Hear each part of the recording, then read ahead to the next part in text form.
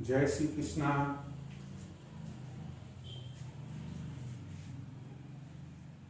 इस वीडियो में हम पहला लेक्चर इनकम टैक्स सब्जेक्ट पर अपलोड कर रहे हैं। यह एक इम्पॉर्टेंट सब्जेक्ट है और जिस एकेडमिक एंड प्रोफेशनल स्टैंडर्ड्स पर पढ़ाया जाता है,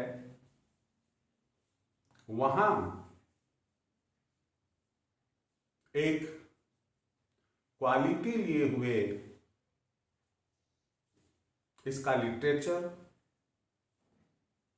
और इसका लेक्चर, इसकी अंडरस्टैंडिंग, इसके एक्सप्लेनेशंस होने बहुत आवश्यक होते हैं।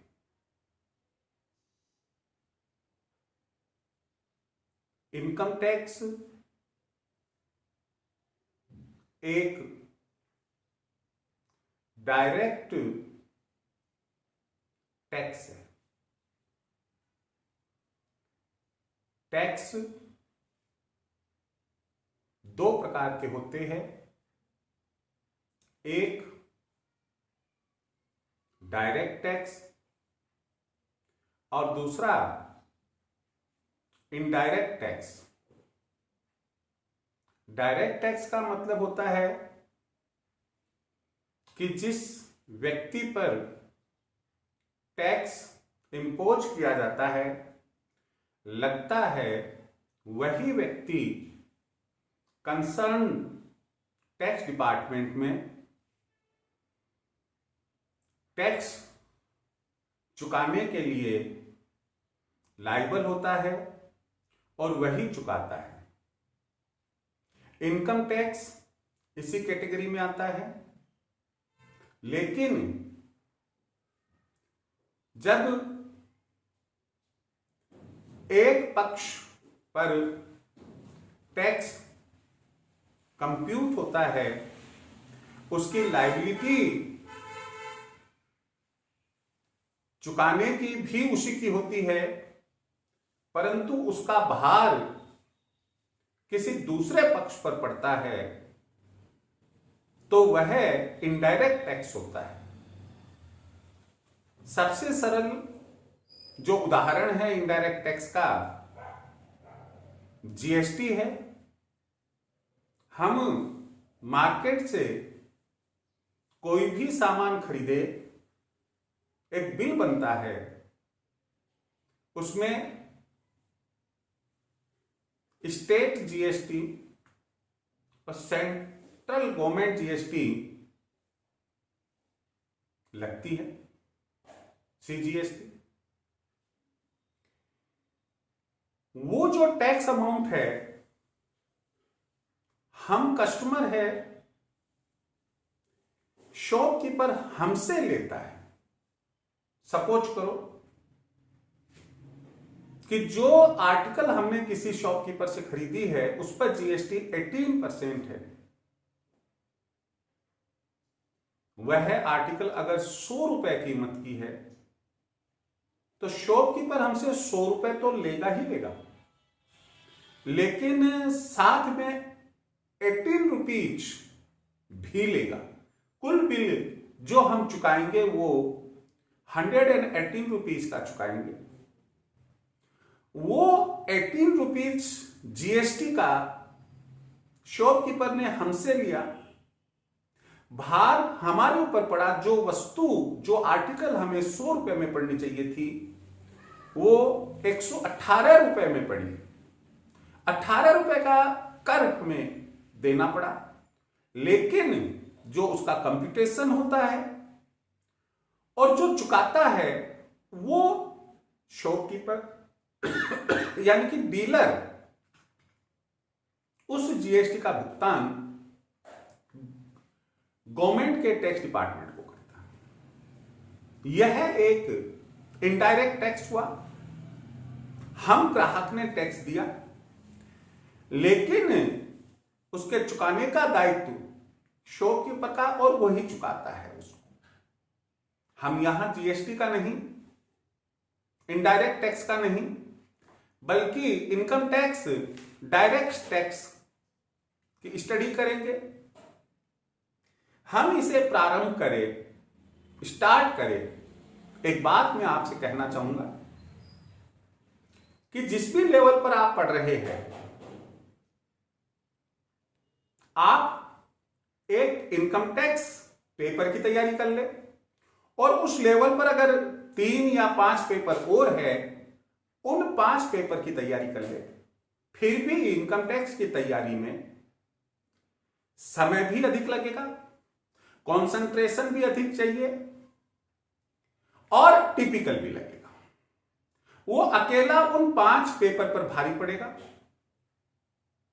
मैं आपको विश्वास दिलाता हूं कि यदि आप मेरे वीडियोस देखते रहेंगे तो आपको ये पेपर इतना सरल लगेगा, फैमिलियर लगेगा कि आप ऐसा महसूस ही नहीं करेंगे कि इनकम टैक्स का पेपर एक टिपिकल पेपर होता है। लेकिन आपको ध्यान रखना है कि जैसे लोहे की चेन में एक कड़ी दूसरी कड़ी तीसरी कड़ी ऐसे एक दूसरे से जुड़ी हुई होती है, वैसे इनकम टैक्स पेपर में जहां से हम शुरू कर रहे हैं और आपके कोर्स में जहां तक है,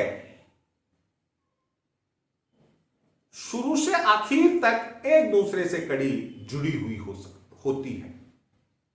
मैं आपको आगाह कर रहा हूं कि अगर आप सिलेक्टेड स्टडी करते हैं तो आप ना बीकॉम में, ना एमकॉम में, ना प्रोफेशनल कोर्सेज सीए, सीएमए आदि में सक्सेस प्राप्त नहीं कर सकते। सिलेक्टेड स्टडी की नहीं जा सकती। अगर आपको स्किप भी करना है तो बाद वाले चैप्टर्स, बाद वाले टॉपिक्स स्किप कर सकते हैं। आप पहले के चैप्टर्स को स्किप नहीं कर सकते। आप ऐसा नहीं कर सकते हैं कि मैंने चौथा चैप्टर पढ़ लिया, 5वां छोड़ दूं, 6th पढ़ लूं, 7वां 8वां छोड़ दूं, 9th पढ़ लूं। नहीं, ऐसा यदि आप करते हैं तो passing marks, minimum pass marks भी आप नहीं ला सकते हैं। यह पक्की बात है, इसमें कोई टेरर नहीं है। मुझे उम्मीद है मेरा यह वीडियो आपको अच्छा लगेगा, आपके लिए फ्रूटफुल होगा, फायदेमंद होगा। आप इंडिया की कोई भी एग्जाम एकेडमिक या प्रोफेशनल दे, आप कहीं मात नहीं खाएंगे। शर्त यही है कि वीडियो लगातार देखेंगे। जैसा कि YouTube पर चैनल से वीडियो अपलोड करने वाले कहते हैं, एक ट्रेंड है, एक कस्टम है कि आप मेरे चैनल को, आप मेरे वीडियोस को लाइक करें, सब्सक्राइब करें, शेयर करें और अपने कमेंट्स दें। तो मैं भी यहां आपको यही कहना चाहूंगा कि आप और मैं, यदि हम एक दूसरे के लिए फायदेमंद है। देखिए, स्टूडेंट के बिना एक लेक्चरर का कोई वजूद नहीं होता है, और एक लेक्चरर के बिना स्टूडेंट कुछ भी नहीं है। हम एक दूसरे के पूरक हैं। आप मेरे वीडियोस को सपोर्ट करेंगे और मैं आपको बराबर अपना वीडियो अपलोड करके आपको अपडेट रखता रहूंगा। ध्यान रहे कि हर साल इनकम टैक्स एक्ट में कई अमेंडमेंट्स होते हैं। अभी हम कौन सा फाइनेंशियल ईयर, कौन सा प्रीवियस ईयर, कौन सा असेसमेंट ईयर पढ़ेंगे, वो अभी मैं हाईलाइट करूंगा। आपको मैं बता ही देता हूं कि करीब करीब बीकॉम और सीए इंटरमीडिएट तक, सीएमए इंटरमीडिएट तक definitions, residence and tax liability, salaries, income from house property, depreciation and other rebates, income from business profession, capital gains, income from other sources, deemed incomes, set off and carry forward of losses, deductions, computation of total income, assessment of individual, assessment of HUF and assessment of a firm, at least इतने numericals तो आपको पढ़ना ही पढ़ना है। उसके बाद assessment procedure, advance payment of tax, TDS etcetera etcetera वो भी होता है। लेकिन जब आप एडवांस्ड लेवल पर स्टडी करते हैं तो उस केस में assessment of a company, assessment of a non-resident, assessment of cooperative society, इनकी भी स्टडी आपको करनी होती है। ध्यान रहे कि मेरी पूरी कोशिश रहेगी कि ना केवल असेसमेंट ऑफ फर्म तक ही आपको बताया जाए, बल्कि जिन स्टूडेंट्स के कोर्स में, सिलेबस में assessment of company, assessment of non resident, assessment of cooperative society ये भी है, तो मैं उन्हें भी कवर करूंगा। मेरी पूरी कोशिश रहेगी कि मैं न्यूमेरिकल प्रॉब्लम्स में जहां जहां इंपॉर्टेंट फैक्ट्स है, इंपॉर्टेंट प्रोविजंस है, डेप्थ में हम उसकी स्टडी करें। आप ध्यान रखिएगा, जो अपना वीडियो है क्लास रूम एट होम, तो क्लास रूम के रूप में ही मैं आपको टीच करूंगा। मैं आप ये सोचे कि 20 मिनट में मैं सैलरीज वाला चैप्टर कंप्लीट कर दूंगा, तो सॉरी उसके लिए, इट इज क्वाइट इम्पॉसिबल। अगर ऑथर खुद भी आ जाएगा तो वो भी पूरी नहीं कर सकता। वो तो जस्ट केवल मुझे एक इनकम का सोर्स बनाने के लिए या आपको एक मीठी गोली देने के लिए मैंने अपना एक वीडियो दिया, ना तो कभी हुआ है और ना कभी होगा। आप के पास में एक बेस बुक ग्रेजुएशन तक केवल इनकम टैक्स के नाम से या income tax law and accounts के नाम से मिलेगी आपको, और रेफरेंस के लिए जो ऑल ओवर इंडिया मिलेगी, जो हमारी the institute of chartered accountant and ICW institute reference के रूप में देती है, और यूनिवर्सिटीज भी रेफरेंस के रूप में देती है। उन ऑथर्स के प्रोमिनेंट ऑथर्स के नाम, जैसे बीके सिंघानिया से आप पढ़ सकते हैं, बीबी लाल से पढ़ सकते हैं, सुकुमार भट्टाचार्य से पढ़ सकते हैं। आप अगर किसी प्रोफेशनल लाइन में हैं तो आपके पास में इनकम टैक्स रेडी रेकनर भी लेटेस्ट वाला होना चाहिए, चाहे वह बीके सिंघानिया का हो, चाहे गर्ग साहब का हो, कोई भी हो, आपके पास में एक रेडी रेकनर भी होना चाहिए।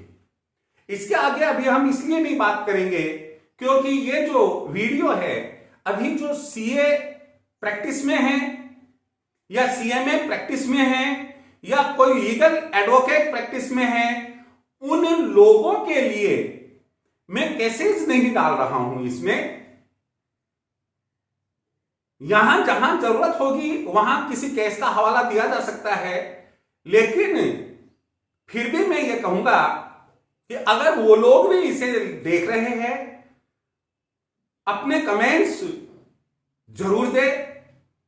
मैं जरूर ऐसे प्रोफेशनल्स की समस्याओं का भी निदान करूंगा, पूरी कोशिश करूंगा मैं। अब हम पॉइंट पर आते हैं अपने। भारत में इनकम टैक्स या इंडियन इनकम टैक्स लागू है। अब सवाल है कि बिना डर के, बिना भय प्रीत ना हो, बिना डर के कौन व्यक्ति ऐसा है जो अपनी 100 रुपए की आमदनी में से 20 रुपए, 5 रुपए, 10 रुपए टैक्स में गवर्नमेंट को दे देगा और कहेगा कि आप पब्लिक इंटरेस्ट में आप इसे खर्च कर लीजिए, या आपकी जो इच्छाओं में तो हिसाब भी नहीं मांगता। इसलिए कानून बनना, अधिनियम बनना, नियम बनना यह जरूरी होता है। 1857 से हमारे भारत में इनकम टैक्स लागू है। कुछ समय के लिए बीच में इसे बंद भी किया गया था, लेकिन फिर कंटिन्यू ये रहा।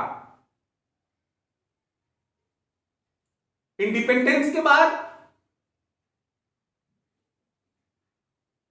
पहली बार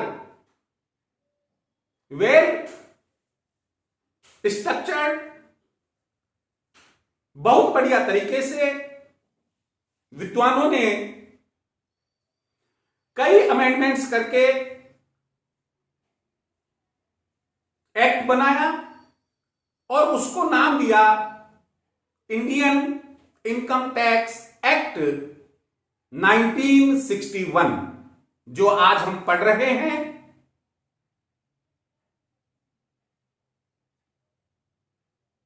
पूरे भारत में यह लागू है। 1 अप्रैल 1962, 1 अप्रैल 1962 से पूरे भारत में यह लागू है। मैं आपको यहां बतलाना चाहूंगा कि इसमें टोटल 298 सेक्शंस है, धाराएं हैं, और 14 यानी कि 14 है अनुसूचियां, शेड्यूल्स है। बहुत सुलझा हुआ हमारा इंडियन इनकम टैक्स एक्ट 1961 है। हर साल जो आम बजट आता है आने वाले साल के लिए, उसमें income tax recovery, income tax computation, income tax rebate, income tax deduction आदि पर गहन विचार करके कुछ नए प्रोविजंस लाए जाते हैं।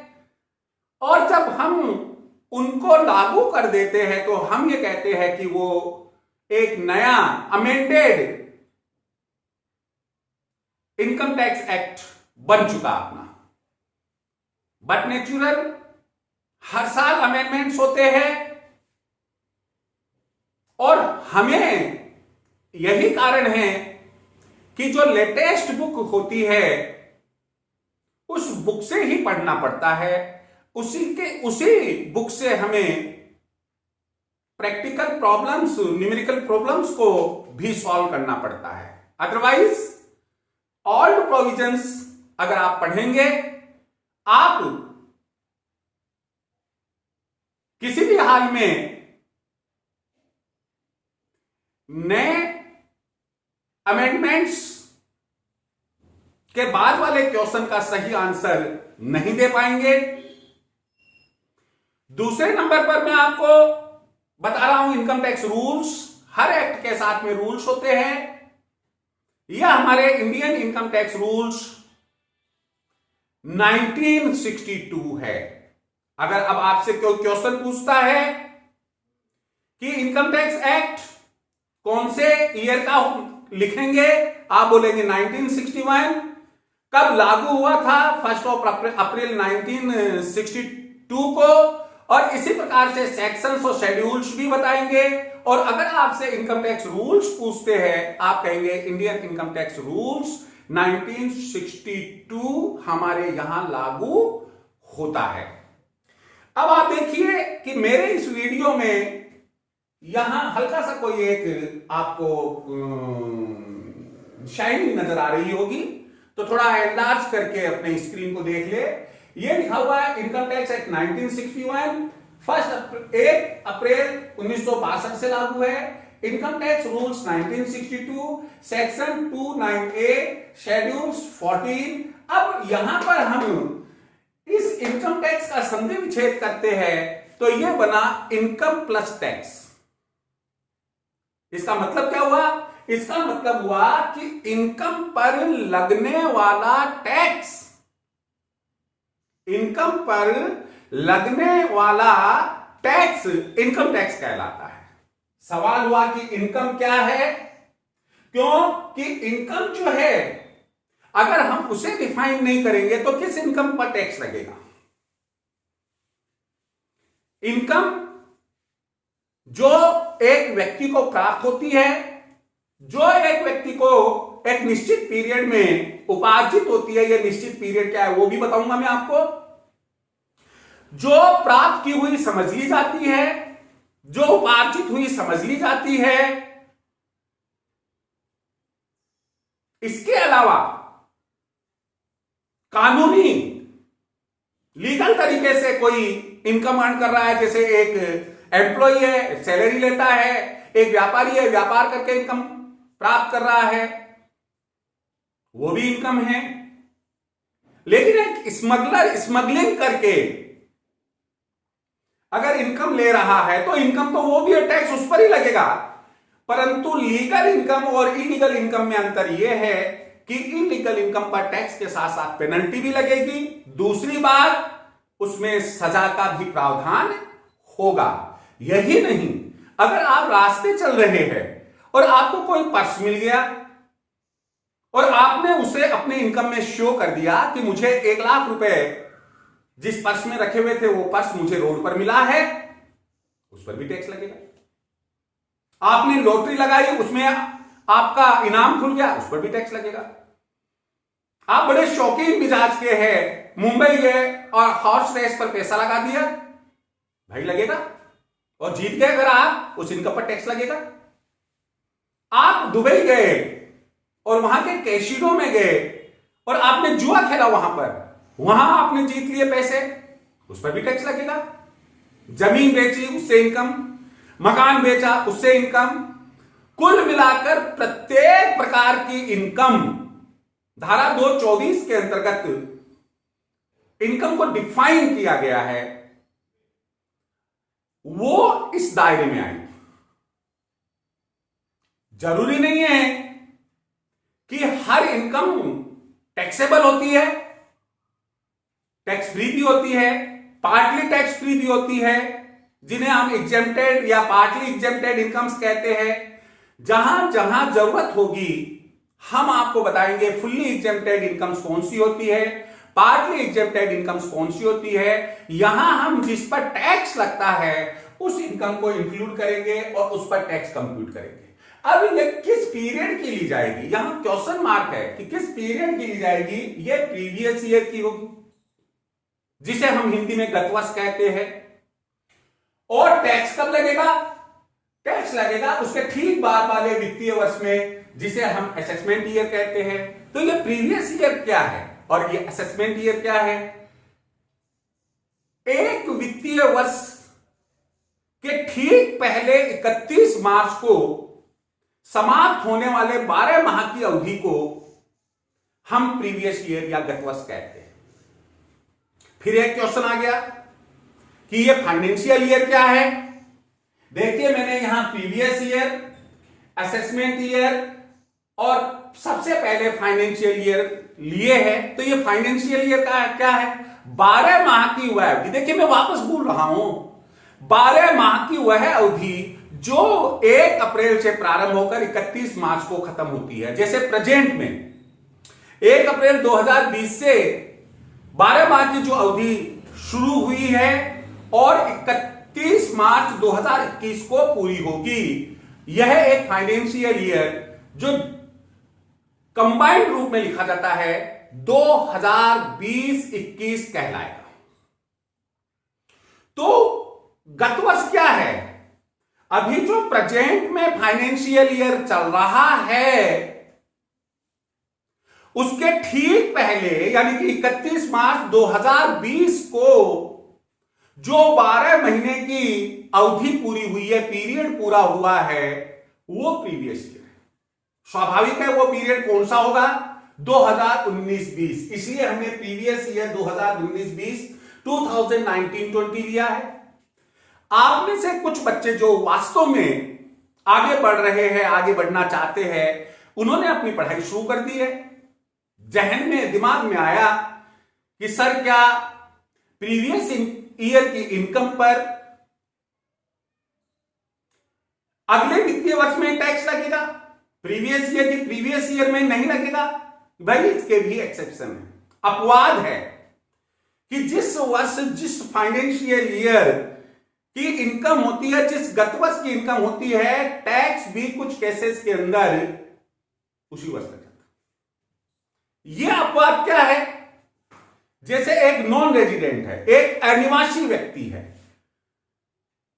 और वो अपने जहाज को यहां भारत के किसी पोर्ट पर लेकर आता है और पानी के उस जहाज पर वह यहां से पैसेंजर्स है, गुड्स है, पोस्ट डाक है, ये ले जाता है। अब अगली बार उसका ट्रिप कब बनेगा कुछ कहा नहीं जा सकता है। तो उसकी उस इनकम पर जो पैसेंजर को ले जाने से हो रही है, जो एनिमल्स पशुओं को ले जाने से हो रही है, जो माल ले जाने से हो रही है, जो डाक पोस्ट ले जाने से हो रही है, वह इनकम उसी समय उसको बंदरगाह छोड़ने के पहले इनकम टैक्सेबल रहेगी और उस पर टैक्स उसी समय उसको चुकाकर जाना पड़ेगा, एनओसी लेनी पड़ेगी, तभी वह बंदरगाह हार्बर छोड़ सकता है, अदरवाइज नहीं। दूसरी बात है कि इनकम टैक्स डिपार्टमेंट को किसी व्यक्ति विशेष पर यह डाउट हो गया है कि यार ये तो फॉर एवर के लिए विदेश चला जाएगा, वापस आएगा ही नहीं। मान लो कि 1 जनवरी 2020 को मिस्टर एक्स अमेरिका में परमानेंट सेटल होने के लिए जा रहे हैं। अब फाइनेंशियल ईयर तो कंप्लीट हो रहा है 31 मार्च 2020 को और वो मिस्टर एक्स 1 जनवरी 2020 को ही जा रहे हैं। गवर्नमेंट को मालूम पड़ गया तो गवर्नमेंट कहेगी भैया ऐसा है कि आपके लिए हम असेसमेंट ईयर का इंतजार नहीं करेंगे। अब तक जो आपने अर्न किया है भारत में, चाहे वो सैलरी से हो, चाहे बिजनेस से हो, चाहे प्रॉपर्टी सेल करने से हो, प्रॉपर्टी रेंट से हो, किसी से भी हो, भाई आपका असेसमेंट अभी करवा लीजिएगा और उस पर टैक्स लग जाएगा। गत वर्ष की इनकम पर गत वर्ष में ही कर लग जाएगा। ठीक ऐसे ही यदि कोई व्यक्ति, कोई फर्म, कोई कंपनी परमानेंटली अपना बिजनेस बंद कर रही है प्रीवियस ईयर में और गवर्नमेंट को मालूम पड़ गया है, तो वह जिस तारीख को बंद कर रही है गत वर्ष में, उस तारीख तक का जो उसकी इनकम है, बिजनेस इनकम है, वह टैक्सेबल हो जाएगी और उस पर उसे टैक्स गत वर्ष का गत वर्ष में ही चुकाना पड़ेगा। तो इस प्रकार के कुछ एक एक्सेप्शनल एग्जाम्पल्स मैंने आपको बताए क्वेश्चन बनता है कि वे कौन सी इनकम्स है जिन पर जो प्रीवियस ईयर की है और टैक्स भी प्रीवियस ईयर में ही चुकाना होता है। उसका आंसर यह बनता है। अगर आपको केवल यह पूछा जाए कि डिफाइन प्रीवियस ईयर, तो जो मैंने पहले अभी आपको मीनिंग बताया था उस तरह से उसे डिफाइन कर देंगे। असेसमेंट ईयर मैंने अभी आपको बताया कि जिस वर्ष में, जिस फाइनेंशियल ईयर में गत वर्ष की इनकम पर टैक्स का कंप्यूटेशन होता है या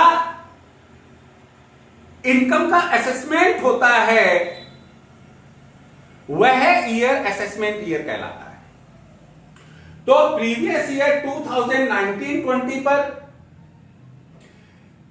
प्रीवियस ईयर 2019-20 की इनकम पर असेसमेंट ईयर 2020-21 में टैक्स लगेगा और चुकाना होगा व्यक्ति को। जिस व्यक्ति पर नेक्स्ट हमारा जो आएगा, अभी बता रहे हैं, अभी आगे टैक्स लगता है, वह ऑटोमेटिक, हमारे इनकम टैक्स में एक ऐसी व्यवस्था है एक्ट में कि वह ऑटोमेटिक खुद ब खुद टैक्स का पेमेंट करता है। जो भी प्रोसीजर है उसका, आप जब टैक्स प्रोसीजर वाले चैप्टर का स्टडी करेंगे तब उस समय हम आपको बताएंगे। इसके बाद में अभी जो अपना पहला चैप्टर चल रहा है, मैं आप for your kind information, introduction and important definitions. तो इंपॉर्टेंट डेफिनेशंस में पहले मैं आपको बता रहा हूं पर्सन, व्यक्ति। हम एक लेमैन के रूप में चलते फिरते किसी भी इंसान को कह देते हैं कि वह एक व्यक्ति है, वह एक व्यक्ति है। कानून ऐसे नहीं बोलता। धारा 231 का मतलब सेक्शन 2 सब सेक्शन 31। धारा 231 में व्यक्ति किसे कहा गया है? देखिए, मैं आपको यहां पर पूरी डिटेल नहीं दे सकता, क्योंकि अगर हम पूरी डिटेल लेते हैं तो मैं समझता हूं कि एक साल के अंदर बड़ी मुश्किल से 50% ही हम कोर्स कवर कर पाएंगे। आपको पढ़ना पड़ेगा और मेरा वीडियो सुनना पड़ेगा, आपको सब कुछ समझ में आएगा। जिस समय आप पढ़ेंगे तो ऐसा लगेगा कि आप मुझे ही सुन रहे हैं। धारा 231 के अंतर्गत व्यक्ति को समझाया गया है और बताया गया है कि हम निम्नलिखित को एक व्यक्ति मानते हैं। कौन कौन है ये? इंडिविजुअल, जिसे हिंदी में व्यक्ति बोलते हैं। स्त्री हो सकती है, मेल हो सकता है, फीमेल हो सकता है, पुरुष या स्त्री, बच्चे, पागल, सयाना, वयस्क, अवयस्क सब होते हैं। दूसरा HUF, हिंदू अनडिवाइडेड फैमिली। तीसरा एक फर्म और association, AOP, association of person. चौथा एक कंपनी। पांचवा एक लोकल अथॉरिटी, नगर पालिका, नगर निगम आदि। छठा नेक्स्ट जो आता है, प्रत्येक वह आर्टिफिशियल पर्सन जो उपरोक्त में शामिल नहीं किया गया है, लेकिन जिसका निर्माण किसी अधिनियम के तहत, किसी कानून के तहत हुआ है, वह आर्टिफिशियल पर्सन है। उसे भी हम धारा 231 के अंतर्गत एक पर्सन की कैटेगरी में, एक व्यक्ति की कैटेगरी में रखते हैं। नेक्स्ट जो हमारा आता है डेफिनेशन, वो है एसएससी करदाता। वह व्यक्ति जो कर निर्धारण वर्ष, असेसमेंट ईयर में कर चुकाने के लिए उत्तरदायी है, किसी भी रूप में हो, खुद की इनकम पर हो, किसी दूसरे की इनकम पर हो, यदि वह उत्तरदायी है तो एसएससी कहलाएगा। मैं किसी ऑर्गेनाइजेशन में काम करता हूं, मेरी सैलरी के लिए मैं टैक्स पेयर हूं, मैं एसएससी हूं। मिस्टर एक्स, उनकी इनकम इतनी नहीं है कि टैक्स लगे, लेकिन उनका एक भतीजा है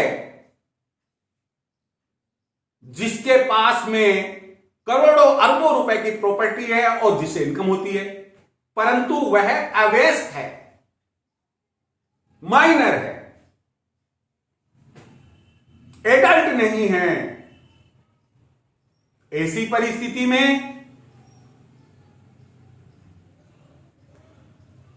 अगर वसीयत के अनुसार या किसी भी लीगल डॉक्यूमेंट के अकॉर्डिंगली मिस्टर एक्स को उनका कानूनी प्रतिनिधि मैनेजर के रूप में या ट्रस्ट के रूप में नियुक्त कर दिया गया है, तो जब तक वह बालिग नहीं होगा तब तक उस बच्चे की इनकम पर टैक्स चुकाने का उत्तरदायित्व किसका होगा? मिस्टर एक्स का। तो वो एसएससी हो जाएगा।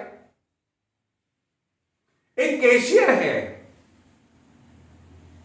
वो खुद टैक्स पेयर नहीं है, लेकिन वो जहां काम करता है, जिस कंपनी में, उसे टीडीएस करना था और वह प्रॉपर वे में टीडीएस नहीं कर पाया, गवर्नमेंट के पास में कम गया, ये चूक हो गई उससे, तो उसे भी इसके लिए एसएससी, जो चूक हुई है उसके लिए एसएससी माना जा सकता है, माना जाता भी है। तो हम नटसेल में यह कह सकते हैं, ब्रीफ में यह कह सकते हैं कि प्रत्येक वह व्यक्ति जो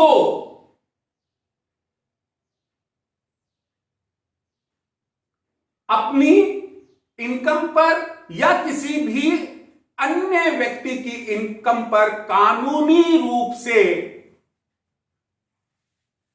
टैक्स चुकाने के लिए उत्तरदायी है, उसे हम एसएससी कहेंगे।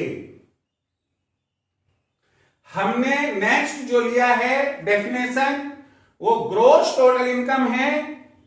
मैं आपको बता दूं, हमारे इंडियन इनकम टैक्स में जितनी भी इनकम्स है उनको 5 हेड्स में रखा है।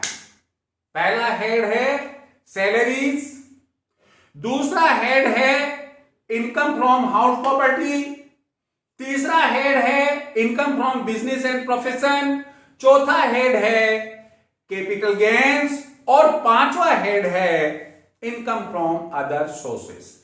हर हेड का अपना एक अलग चैप्टर है, अलग अलग प्रोविजंस, थाउजेंड्स ऑफ प्रोविजंस है इन पांचों इनकम हेड्स में। उनकी ग्रॉस इनकम, उनकी टैक्सेबल इनकम कंप्यूट की जाती है और प्रत्येक हेड की टैक्सेबल इनकम जब हम कंप्यूट कर लेते हैं, जैसे income from salaries, income from house property, taxable income from business profession, taxable income from capital gains and taxable income from other sources। इन पांचों हेड्स की जो टैक्सेबल इनकम है उनका जो सम होगा, उनका योग होगा। कौन कौन से मैंने लिखा, इंपॉर्टेंट है इसमें, gross total income, income heads, salaries, income from house property, income from business and profession, capital gains, income from other sources. इन सब का जो सम होगा, टोटल होगा, हम उसे ही ग्रॉस टोटल इनकम कहते हैं। उसके बाद नेक्स्ट आता है अपना, यह है टोटल इनकम। जब हम ग्रॉस टोटल इनकम में से अलाउड डिडक्शंस, ये आप बहुत बाद में पढ़ेंगे, डिडक्शंस ग्रॉस टोटल इनकम में से। इस चैप्टर का नाम है deductions from gross total income. सकल कुल आय में से दी जाने वाली कटौतियां, और बहुत ही मजेदार है, बहुत ही इंपॉर्टेंट भी है। उसके बिना आप और मैं दोनों ही काम कुछ भी नहीं कर सकते हैं, बहुत समय लगेगा वहां तक पहुंचने में। अलाउड डिडक्शंस अंडर सेक्शन 80, वो 80 में दिया हुआ है। अंडर सेक्शन 80 की जो अलाउड डिडक्शंस है वो यहां माइनस कर दी जाएगी और हमारे पास में टोटल इनकम आ जाएगी, जिसे हम टोटल टैक्सेबल इनकम या नेट टोटल इनकम भी कहते हैं। नेक्स्ट हमने लिया है, ये लास्ट आज का, ये है एग्रीकल्चरल इनकम।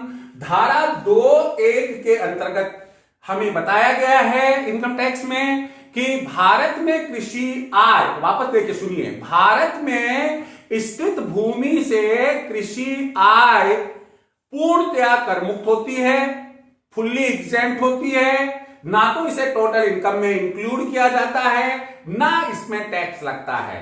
लेकिन आपकी जानकारी में मैं ला दूं कि जब आप assessment of individual, assessment of HUF पढ़ेंगे, मैं आपको बताऊंगा कि एक विशेष तरीके से नेट एग्रीकल्चरल इनकम को टोटल इनकम में शामिल करके, विशेष प्रोसीजर अडॉप्ट करके, विशेष जो प्रोविजंस है वो लागू करके हम टैक्स लायबिलिटी कैलकुलेट करेंगे।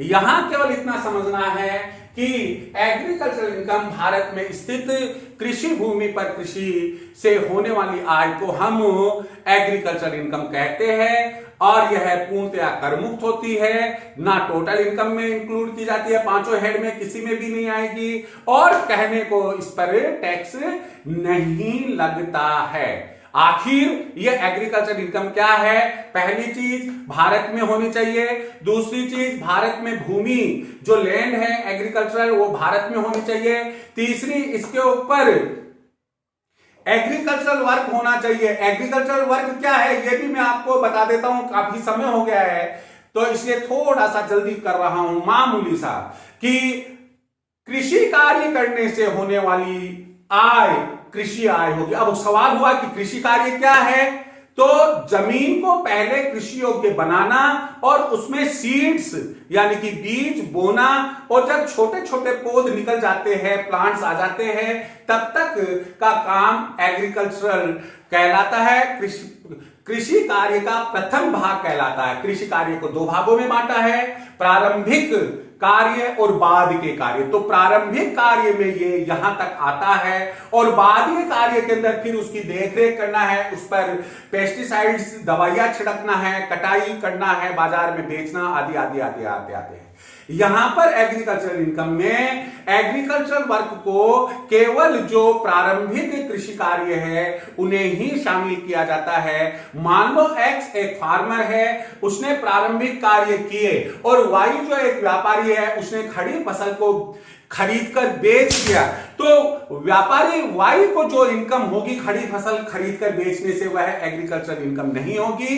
लेकिन एक्स ने जो अपनी एग्रीकल्चर लैंड के ऊपर कार्य कर प्रारंभिक कार्य करके और उस क्रॉप को बेचता है, उसे होने वाली इनकम वह एग्रीकल्चर इनकम होगी। दूसरा, अगर किसान अपनी जो क्रॉप तैयार होती है वो खुद बेचता है और तो उसको बेचने से उसे जो इनकम होगी वह भी एग्रीकल्चर इनकम होगी। तीसरा, कुछ एग्रीकल्चर प्रोडक्ट्स ऐसे होते हैं जिन पर फर्दर प्रोसेसिंग भी करनी पड़ती है। ये फर्दर प्रोसेसिंग क्या होती है? जैसे तंबाकू है, ग्रीन तंबाकू मार्केट में सेलेबल नहीं होता है जनरली, उसे सुखाना पड़ता है। तो ग्रीन तंबाकू तैयार करने तक कृषि कार्य किया और फर्दर प्रोसेसिंग इसलिए की क्योंकि वह तभी काम आता है, उसकी सेलेबल वैल्यू जो है वह बढ़ती है। तो अधिक उपयोगी बनाने के लिए जो कार्य किया जाता है और उसके बाद में जो विक्रय होता है, तब इस विक्रय से होने वाली आय भी कृषि आय ही कहलाती है।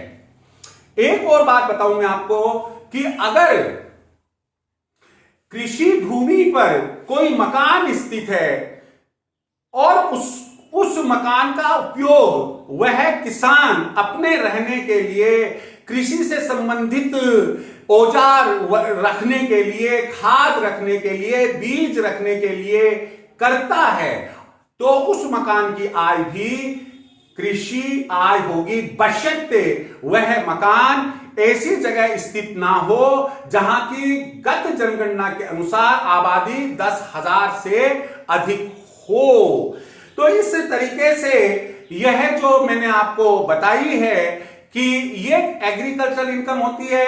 कुछ इनकम जो है वह पार्टली एग्रीकल्चरल भी कहलाती है। जैसे शुगर मिल है, वो अपना खुद का गन्ना अपने फार्म पर तैयार करते हैं और उस गन्ने को रॉ मटेरियल के रूप में काम लेते हैं। उस गन्ने से चीनी बनती है, तो चीनी बेचने से जो इनकम होगी वह आंशिक रूप से बिजनेस इनकम और आंशिक रूप से वह एग्रीकल्चरल इनकम होगी। इसलिए उसे पार्टली एग्रीकल्चरल इनकम भी कहते हैं।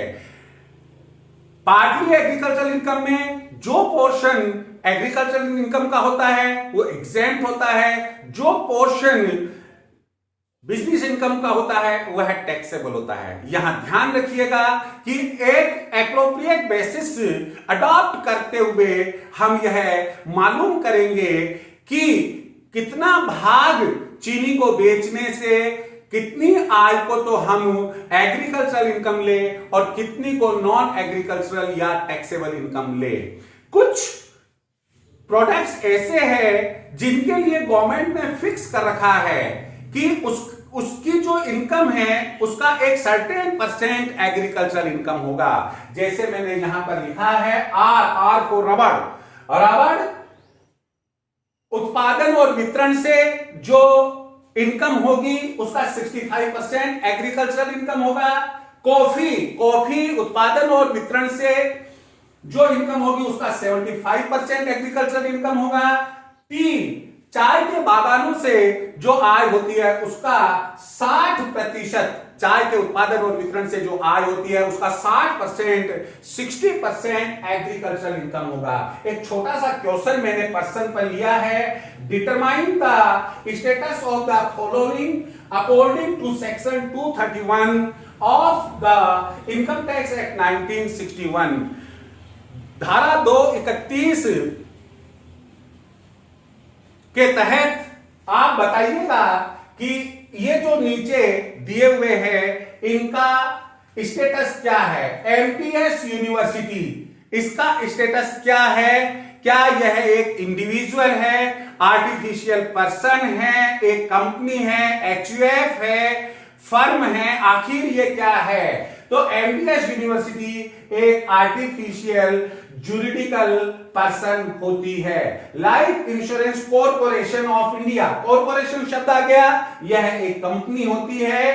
देन उसके बाद में इंदौर म्युनिसिपल कॉर्पोरेशन, ये जैसा कि मैंने आपको बताया कि जो लोकल अथॉरिटीज होती है जिसमें म्युनिसिपैलिटी है, म्युनिसिपल कॉर्पोरेशन है, इनको सबको हम शामिल करते हैं, तो यह एक लोकल अथॉरिटी हो गई है। और नेक्स्ट है एबीसी प्राइवेट लिमिटेड, नाम से मालूम पड़ रहा है कि यह एक कंपनी है।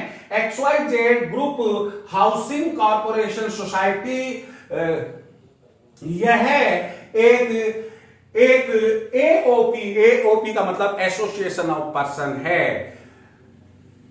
जो व्यूअर्स मेरा ये वीडियो देख रहे हैं, मैं फिर आपसे कह देता हूं, आपके पास में समय होना चाहिए, आपके पास में नोटबुक और पेन होना चाहिए। आप मेरे वीडियो को बराबर देखें, ध्यान से सुने और आप समय समय पर अपने कमेंट भी दें, लेकिन साथ साथ इसे लाइक, सब्सक्राइब और शेयर जरूर करें। सब्सक्राइब करने से आपको मालूम पड़ जाएगा कि मेरा जो अगला वीडियो जो अपलोड किया है वह आ चुका है। बेल आइकन दबाएं आप।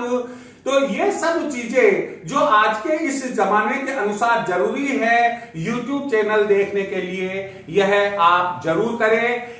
इसके साथ जो अपना फर्स्ट वाला जो लेसन है, चैप्टर है, वह कंप्लीट हो जाता है, जिसका नाम है introduction and important definitions. Next video जो मैं अपलोड करूंगा उस चैप्टर का नाम होगा रेजिडेंस एंड टैक्स लायबिलिटी। आप इंतजार कीजिए, मैं जल्दी ही कोशिश करके अगला वीडियो अपलोड करूंगा।